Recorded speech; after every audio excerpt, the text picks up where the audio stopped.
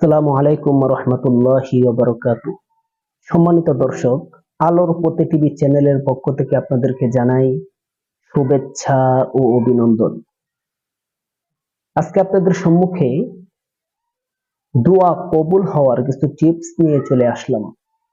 মুসলমানদের মধ্যে এমন কিছু সম্মানিত সৌভাগ্যবান ব্যক্তি রয়েছে যাদেরকে বলা হয় মুস্তাজাবুদ দাওয়া, অর্থাৎ আল্লাহ পাকের সেই সম্মানিত সৌভাগ্যবান মুমিন বান্দারা যখন আল্লাহ তাআলার কাছে দোয়া করে নিজের জন্য কিংবা অন্যের জন্য, আল্লাহ তাআলা সাথে সাথে তাদের দোয়া কবুল করে।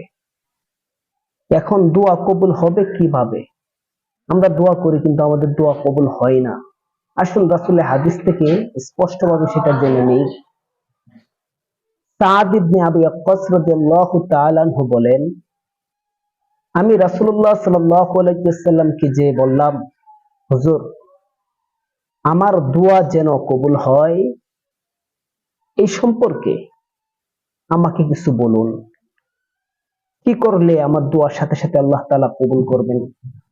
রাসূলুল্লাহ সাল্লাল্লাহু আলাইহি ওয়াসাল্লাম বলেন, হে সাদ ইবনে আবি ওয়াক্কাস, তুমি তোমার খাদ্যকে হালাল রাখবে, পবিত্র রাখবে, পরিচ্ছন্ন রাখবে হারাম এবং হারামের লিস্ট থেকে। এখান থেকে আমরা বুঝতে পারলাম, যদি আমাদের দোয়া কবুল হতে হয় তাহলে সর্বপ্রথম যে কাজটি আমাদের করতে হবে সেটি হলো আমরা হারাম মুক্ত জিন্দেগি করতে হবে, হারাম মুক্ত উপার্জন করতে হবে। আসুন আরো কিছু কথা জেনে নেই।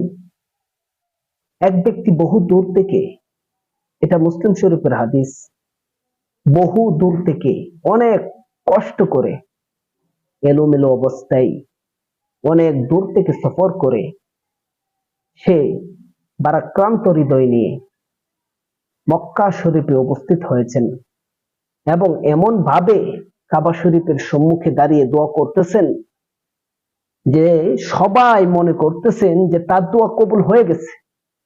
অর্থাৎ এমন ভাবে সাজানো গুছানো কথা বলছে, এত সুন্দর করে আল্লাহ তাআলার কাছে সে চাচ্ছে, মনে হচ্ছে আল্লাহ তাআলা সাথে সাথে তার দোয়া কবুল করতেছেন। কিন্তু রাসূলুল্লাহ সাল্লাল্লাহু আলাইহি ওয়াসাল্লাম বলেন, আন্না ইস্তাজাবু লা, সে ব্যক্তির দোয়া কিভাবে কবুল হবে এটা কিভাবে কল্পনা করতে পারো? সে ব্যক্তির দেহ গঠিত হয়েছে হারাম দিয়ে, অর্থাৎ এই ব্যক্তি যত খাবার খেয়েছে সব হারাম খেয়েছে, এই ব্যক্তি যত ইনকাম করেছে সব হারাম ইনকাম করেছে। সুতরাং সেই ব্যক্তির দোয়া কিভাবে কবুল হতে পারে এটা তোমরা কিভাবে ভাবতে পারো যে সে ব্যক্তির দোয়া আল্লাহ তাআলা কবুল করেছে? সাদ ইবনে আবি ওয়াক্কাস রাদিয়াল্লাহু তাআলা আনহু বলেন, ওনার একটা বকরি ছিল।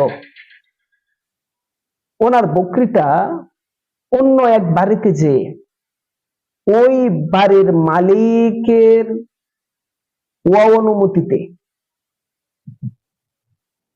ওই মালিকের কিছু খাদ্য এই বকরি খেয়ে ফেলছিল। খাওয়ার পরে সাদ রাদিয়াল্লাহু তাআলা আনহু দীর্ঘদিন পর্যন্ত এই বকরির দুধ পান করেন নাই। আরেকজনের অনুমোদিত খাবার খাওয়ার আগে প্রতিদিন সাদ ইবনে আবি ওয়াক্কাস রাদিয়াল্লাহু তাআলা আনহু এই বকরি থেকে দুধ পান করতেন। আর যখন ওই ব্যক্তির অনুমতি ছাড়া ওই ব্যক্তির খাবার এই বকরি খেয়ে ফেলছে, দীর্ঘদিন পর্যন্ত এই বকরি থেকে দুধ পান করেন নাই। কেন? অর্থাৎ উনি চান নাই যে বকরি যে খাদ্য খেয়েছে অন্যের অনুমতিহীন, এই খাদ্য খেয়ে যে দুধ তার ভিতরে হয়েছে সে দুধ যদি আমার পেটে যায় তাহলে আর ওই দুধ খেয়ে সুস্থ অবস্থায় আমি যদি ইবাদত করি তাহলে আল্লাহ তাআলা এই ইবাদত কবুল করবেন না। আমি প্রয়োজনে খাবো না, এরপরও হারাম খাদ্য আমার ভিতরে ঢুকাবো না। আমি প্রয়োজনে অনাহার অবস্থায় থাকবো, এরপরও হারামের দ্বারে কাছেও যাব না। যদি এভাবে থাকতে পারি, আল্লাহ তাআলা তার কোনো বান্দাকে না খাইয়ে রাখবেন না।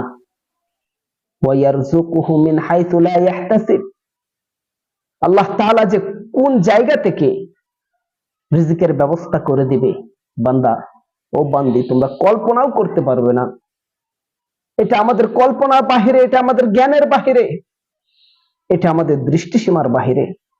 এই জন্য আসুন আমরা হারামকে বর্জন করি, হালাল উপার্জন করার চেষ্টা করি। আল্লাহ তাআলা আমাদের সকলকেই কবুল করুন। পরিশেষে আবারও বলতে চাই, খুব গুরুত্বপূর্ণ ভিডিও সবার আগে পেতে আলোর পথে টিভি চ্যানেলটি লাইক, শেয়ার এবং সাবস্ক্রাইব করে পাশে থাকা বেল আইকনটি বাজিয়ে রাখুন। জাযাকাল্লাহ।